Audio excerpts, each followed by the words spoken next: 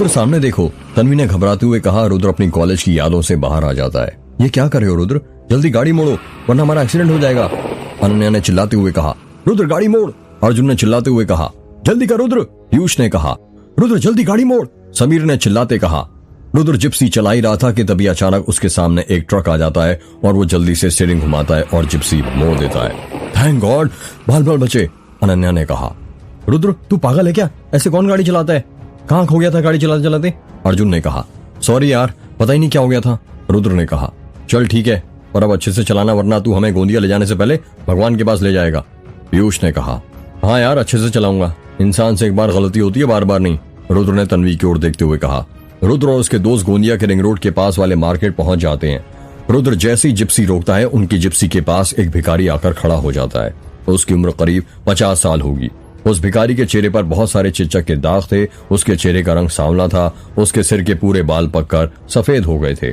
उसने काली शॉल ओढ़ रखी थी जिसमें से बदबू आ रही थी। चलते चलते उसके पांव घिस गए थे जिस कारण उसके पैरों में खरोच के निशान थे। जब तन्वी उस भिखारी को देखती है तो डर जाती है। वो भिखारी तन्वी के पास ही खड़ा था और उसको देखकर हंसने लगता है। उस भिखारी की हंसी बहुत डरावनी थी। उसके कुछ दांत पीले थे और कुछ सड़ चुके थे। आखिर यहाँ पर क्यों खड़े हो, हटो यहाँ से, पीयूष ने उस भिखारी से कहा, पर वो भिखारी कुछ जवाब नहीं देता। वो बस तन्वी को देखकर हंसे जा रहा था। अरे मुझे लगता है इसे कुछ पैसे चाहिए, रुद्र जरा दे देना इसे कुछ पैसे, इसकी हालत देखकर तो लगता है इसने बहुत दिनों से कुछ नहीं खाया है। रुद्र अपनी जेब में से 10 का नोट निकालता है और उस भिखारी को देने लगता है, पर वो भिखारी पैसे नहीं लेता। इसे क्या हो गया, ये पैसे क्यों नहीं ले रहा, समीर ने कहा। लगता है ये स्टैंडर्ड भिखारी है, इसे और ज्यादा पैसे चाहिए, पीयूष ने कहा। रुद्र अपनी जेब में से अब की बार 100 का नोट निकालता है और उस भिखारी को देने लगता है, पर वो नोट भी वो भिखारी नहीं लेता है। यार बड़े अजीब भिखारी है तेरे घर के, तो 100 के नोट भी नहीं लेते, पीयूष ने कहा। अरे बाबा ये पैसे लो और जाओ यहाँ से, रुद्र ने कहा। वो भिखारी जो तन्वी को देखकर हंस रहा था रुद्र की तरफ देखता है और हंसने लगता है और हंसते हंसते वो वहां से बिना पैसे लिए जाने लगता है। बड़ा अजीब भिखारी है यार, बिना पैसे लिए चला गया, अर्जुन ने कहा। हाँ यार पर छोड़, तुम लोग यहीं पर उतर जाओ, मैं सामने जिप्सी पार्क करके आता हूँ, रुद्र ने कहा। ठीक है, अर्जुन ने कहा। रुद्र के सभी दोस्त वहीं पर उतर जाते हैं। गोंदिया मार्केट में छोटी छोटी गलियां होने की वजह से भीड़ बहुत ज्यादा लग रही थी। आसपास बहुत चहल पहल थी। कोई चना गरम बेच रहा था तो कोई आवाज लगा रहा था। एक के साथ एक टॉप फ्री 100 रुपए में। एक ही लाइन में अलग अलग प्रकार की दुकानें थी, किसी के कपड़े की तो किसी की बर्तन की तो किसी की मेकअप के सामान की। रुद्र जिप्सी पार्किंग पर लगाकर वापस आता है और अपने दोस्तों के साथ इलेक्ट्रॉनिक्स की दुकान पर जाने लगता है। वो हर इलेक्ट्रॉनिक्स की दुकान पर कैमरे की बैटरी का पूछ रहा था, पर वो उसे कहीं नहीं मिल रही थी। वो और उसके दोस्त लोग कैमरे की बैटरी ढूंढते ढूंढते परेशान हो जाते हैं। यह आखिरी दुकान है, यहाँ पर भी नहीं मिली तो फिर कहीं नहीं मिलेगी। रुद्र ने रजत इलेक्ट्रॉनिक्स की दुकान के अंदर घुसते हुए कहा, आपके पास सोनी कैमरे की बैटरी मिल जाएगी? समीर ने रजत इलेक्ट्रॉनिक्स दुकान के काउंटर पर खड़े आदमी से पूछा। हाँ मिल जाएगी ना। अरे छोटू जरा वो अंदर से सोनी कैमरे की बैटरी निकाल कर देना, उस आदमी ने अंदर आवाज लगाते हुए कहा। थोड़ी ही देर में एक लड़का सोनी कैमरे की बैटरी उस आदमी को ला कर देता है और वो आदमी कैमरे की बैटरी समीर को दे देता है। कितने की है, समीर ने पूछा। ये 5000 रुपए का। इतनी महंगा, पर हमारे यहाँ तो 4500 रुपए की मिलती है और इस पर लिखा भी इतना ही है, समीर ने कहा। लिखे रहने से क्या होता है, तुम बोलो तो 6000 लिख देता हूँ मैं, लाने में टैक्स भी तो लगता है। अंकल जी आप गुस्सा क्यों करते हैं, हम इतनी दूर से आए हैं, थोड़ा तो डिस्काउंट दीजिए, अनन्या ने कहा। ठीक है तुम 4900 दे देना। अंकल जी 100 रुपए कम करने से क्या होता है, आप 4700 ले लीजिए हमसे, अनन्या ने कहा। ना मेरा ना तुम्हारा, 4800 में फाइनल लेना हो तो लो वरना रहने दो, दुकानदार ने कहा। इतनी मुश्किल से तो मिली है बैटरी, ठीक है अंकल जी आप दे दीजिए, ये समीर ने पैसे देते हुए कहा। चल अब इस बैटरी को कैमरे में लगा और देख गौरी कैसी दिखती थी, पीयूष ने समीर से कहा। अरे कैमरा कहाँ रख दिया, समीर ने अपने गले में देखते हुए कहा। मेरे पास है, ये महाशय तो जिप्सी में ही कैमरा भूल गए थे, वो तो अच्छा हुआ कि मैंने उठा लिया था, अर्जुन ने समीर को कैमरा देते हुए कहा। समीर अर्जुन के हाथ से कैमरा ले लेता है और उसमें बैटरी लगाने लग जाता है। तभी उसकी दुकान में ग्राहक आने लगते हैं और भीड़ लगने लगती है। बढ़ती हुई भीड़ को देखते हुए दुकानदार कहता है, अरे भाई साहब आपको हो गया ना सामान लेके, अब आप अपने घर पे जाओ और वहां पर देखो ना अपना कैमरा, मेरा धंधा क्यों चौपट करते हो। हाँ ठीक है जा रहे हैं, समीर ने दुकान के अंदर से बाहर निकलते हुए कहा। रुद्र और उसके दोस्त लोग दुकान के बाहर निकल जाते हैं। समीर कैमरे के अंदर बैटरी लगा देता है और कैमरा चालू हो जाता है। अरे अनन्या ये तो तेरी ट्रेन के अंदर वाली फोटो है ना, समीर ने कैमरे के अंदर की फोटो देखते हुए कहा। देखा, अनन्या ने कैमरा समीर के हाथों में से लेते हुए कहा। वुडलैंड कंपनी के जूते सिर्फ 300 रुपए में। मार्केट के अंदर से आवाज आती है, अरे ये क्या बात कर रहे हैं, वुडलैंड के जूते वो भी सिर्फ 300 रुपए के? पीयूष ने हैरानी के साथ कहा। हाँ यार चल कर देखते हैं, समीर ने कहा। अरे भाई उसमें कंपनी का सिर्फ लोगो रहता है, कोई असली नहीं होते हैं, रुद्र ने कहा। ये तुझे ही पता है कि सिर्फ लोगो लगा रहता है, पर शहर वालों को थोड़ी ना पता है। चलना यार देख कर आते हैं, पीयूष ने कहा। चल ठीक है, तेरी ये ख्वाहिश थी, पूरी कर देते हैं, रुद्र ने कहा। थोड़ी देर में जूते वाला जूते बेच रहा था। सभी लड़के जूते देखने चले जाते हैं। अनन्या और तन्वी वहीं पर खड़े खड़े कैमरे की फोटो देख रही थी। अरे ये रही शादी के दिन की फोटो। अनन्या ने कैमरे की फोटो देखते हुए तन्वी से कहा, जल्दी बदल, बस आई रही होगी गौरी की फोटो। हाँ ये रही अपनी ग्रुप फोटो जो हवेली के अंदर की ली थी, और ये रही मेहमानों के आते वक्त की फोटो। अनन्या और तन्वी शादी की फोटो देख ही रही थी कि तभी उनके सामने वो भिखारी आकर खड़ा हो जाता है। क्या हुआ, ऐसे क्या देख रहे हो, अनन्या ने उस भिखारी से कहा, पर वो भिखारी को जवाब नहीं देता। तुम्हें पैसे चाहिए, यहाँ पर क्यों खड़े हो, तन्वी ने कहा। वो भिखारी तन्वी को देखकर धीरे धीरे हंसने लगता है।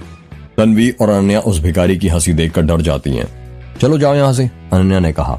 वो भिखारी देखते देखते हंसते हुए अनन्या के हाथ में से कैमरा छीन लेता है और कैमरा लेकर वहां से भागने लगता है। अरे पकड़ो उसे, अनन्या ने भागते हुए कहा। पकड़ो, चोर चोर चोर, तन्वी चिल्लाने लगती है। तन्वी और आयशा की आवाज रुद्र सुन लेता है और कहता है, ये आयशा और तन्वी भाग क्यों रही हैं? यार पता नहीं, लगता कुछ गड़बड़ है, जल्दी भागो। इतना कहकर अर्जुन वहां से भागने लगता है। अर्जुन के पीछे पीछे सभी भागने लगते हैं। ये दोनों उस भिखारी के पीछे क्यों भाग रही हैं? समीर ने भागते भागते कहा। पता नहीं यार, रुद्र ने भागते हुए जवाब दिया। मुझे ऐसा क्यों लग रहा है जैसे भिखारी तेरा कैमरा चुरा कर भाग रहा है, पीयूष ने भागते हुए कहा। लग नहीं रहा है, उसके हाथ में सच में समीर का कैमरा है, तेज भागो वरना वो लेकर भाग जाएगा, अर्जुन ने कहा। सभी लोग और तेज भागने लगते हैं। सभी लड़के भागते हुए अनन्या और तन्वी के पास पहुंच जाते हैं। रुद्र ये भिखारी तो चोर निकला, पकड़ो उसे, अनन्या ने भागते भागते कहा। हाँ पकड़ ही रहा हूँ, रुद्र ने भागते हुए कहा। रुद्र के दोस्त लोग उस भिखारी का पीछा करने लगते हैं। वो भिखारी और तेज भागने लगता है। रुद्र के दोस्त लोग उस भिखारी का पीछा कर ही रहे थे कि तभी वहां से एक शिव बारात निकलने लगती है, जिसमें बहुत सारे श्रद्धालु लगे थे। जय महाकाल शिव बारात में एक श्रद्धालु ने नारा लगाया, हर हर महादेव, हर हर महादेव, जय भोलेनाथ। श्रद्धालु लोग नारे लगा रहे थे। श्रद्धालुओं की भीड़ शिव भगवान के नारे लगाते हुए निकल रही थी कि तभी उस भीड़ में वो भिखारी घुस जाता है और उसी के पीछे पीछे रुद्र और उसके दोस्त लोग भी घुस जाते हैं और उस भिखारी को ढूंढने लगते हैं। रुद्र और उसके दोस्त लोग उस भिखारी के पीछे ही थे कि देखते ही देखते वो भिखारी उस भीड़ में कहीं गायब हो जाता है। कहाँ चला गया, रुद्र ने भीड़ में भिखारी को ढूंढते हुए कहा। पता नहीं यार, अभी थोड़ी देर पहले तो यही था, समीर ने कहा। हाँ यार कहाँ चला गया, अर्जुन ने कहा। अब क्या करें गाइस, मुझे नहीं लगता वो मिलने वाला है, तन्वी ने कहा। तुमने ठीक कहा, मुझे भी यही लगता है, अनन्या ने कहा। थोड़ी देर में शिव बारात की भीड़ चली जाती है और उसी के साथ वो भिखारी भी कहीं गायब हो जाता है। क्या करें अब, समीर ने कहा।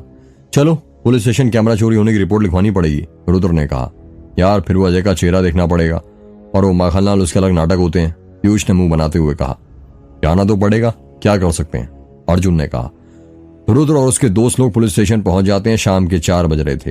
वो लोग जैसे ही पुलिस स्टेशन के अंदर घुसते हैं, उन्हें कुर्सी पर बैठे हुए अजय और माखनलाल मिल जाते हैं। अजय और माखनलाल दोनों टेबल के पास बैठकर चाय पी रहे थे। रुद्र और उसके दोस्तों को आता हुआ देख माखनलाल हंसते हुए कहता है, अरे कुंदन जरा 6 चाय बोल देना, लेमन वाली, थोड़ा नींबू ज्यादा डलवा देना। नहीं माखनलाल जी, इसकी कोई जरूरत नहीं है, हम चाय पीकर आए हैं और वैसे भी हम लेमन टी नहीं पीते, पीयूष ने कहा। आइए आइए, आ गए आप लोग, मुझे तो लगा आप गौरी की फोटो मुझे व्हाट्सएप कर देंगे, आप लोग तो खुद ही यहाँ पर चलकर आ गए। वो इंस्पेक्टर साहब, आपको गौरी की फोटो नहीं मिल सकती, अनन्या ने कहा। फोटो नहीं मिल सकती मतलब, अजय ने हैरानी के साथ कहा। वो कैमरा चोरी हो गया है। क्या, अजय और माखनलाल दोनों ने हैरानी के साथ कहा। क्या कहा, कैमरा चोरी हो गया, माखनलाल ने कहा। कैमरा चोरी हो गया, पर कैसे? तुम लोगों को तो पता है ना गौरी की फोटो मिलना हमारे लिए कितना जरूरी है। हाँ पता है, पर वो हम कैमरे की बैटरी लेने गोंदिया गए थे और वहीं से अनन्या के हाथ से भिखारी वो कैमरा चोरी करके भाग गया, समीर ने कहा। क्या कहा, एक भिखारी? तो उस भिखारी को पकड़ा क्यों नहीं, अजय ने कहा। वो हम लोग उसे बस पकड़ने ही वाले थे, पर तभी मार्केट में शिव बारात निकली और वो भिखारी उसमें कहीं गायब हो गया, अर्जुन ने कहा।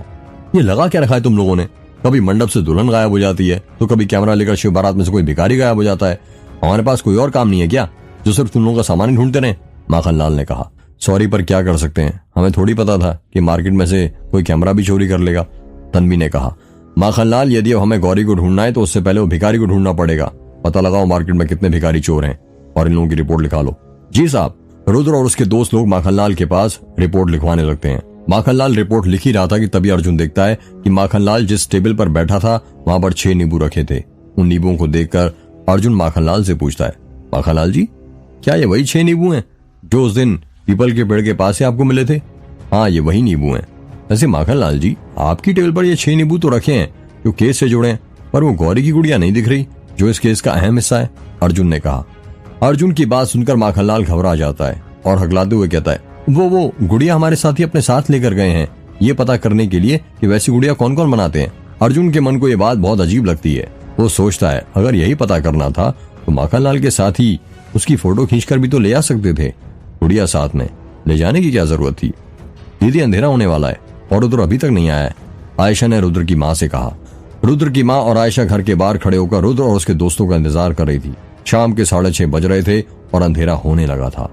हवाएं भी बहुत तेज चल रही थीं, ऐसा लग रहा था जैसे बारिश होने वाली हो। आसमान को काले बादलों ने घेर लिया था। आयशा, तुम फोन करके देखो ना रुद्र को, मेरा भी जी घबरा रहा है, कहीं कुछ बुरा ना हो गया हो। दीदी, मैं 1 घंटे से कॉल कर रही हूँ रुद्र को, पर उसका मोबाइल कवरेज क्षेत्र से बाहर बता रहा है। तेरे पास उसके किसी दोस्त का नंबर है? नहीं दीदी, नहीं है। मैंने कहा था उसे राम काका को अपने साथ ले जा, पर मानता कहाँ है वो मेरी।